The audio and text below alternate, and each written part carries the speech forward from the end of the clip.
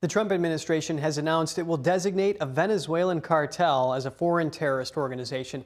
The move comes as President Trump evaluates his military options against the regime. Our Washington correspondent Luis Eduardo Martinez has more on the story. Peace, peace, peace. Imagine us people. Mira, son jodedores, vale.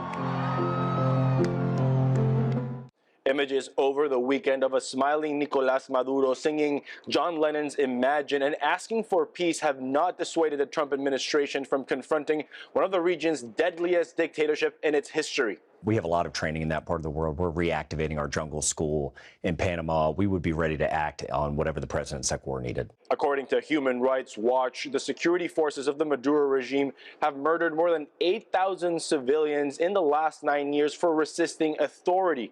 Maduro has also been accused in U.S. courts of being a narco-terrorist and of leading the Cartel of the Suns.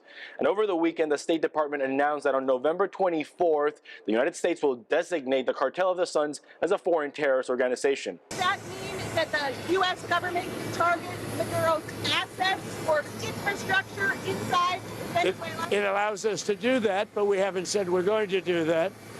And we may be having some discussions with Maduro, and we'll see how that turns out. They would like to talk.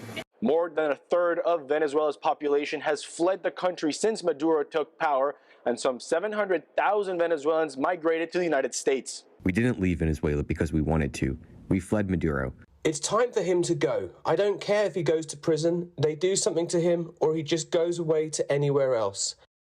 But it's time for him and his government to go. More than 80,000 Americans died last year due to illegal drugs. The Trump administration has made it a priority to stop the flow of drugs into the United States. Designating these groups terrorist organizations is the right thing to do, especially the drug cartels. They've killed more Americans than every terrorist organization in the world. It's about time we had a strong president like President Trump come in and hold these people accountable. The most advanced U.S. aircraft carrier group, alongside 8 other destroyers and F-35s, have been deployed to the South Caribbean Sea as part of Operation Southern Spear. Thus far, the U.S. military has conducted 20 strikes against cartels trafficking drugs in the region and killing over 80 narco-terrorists. Reporting from Washington, D.C., Luis Eduardo Martinez, NTD News.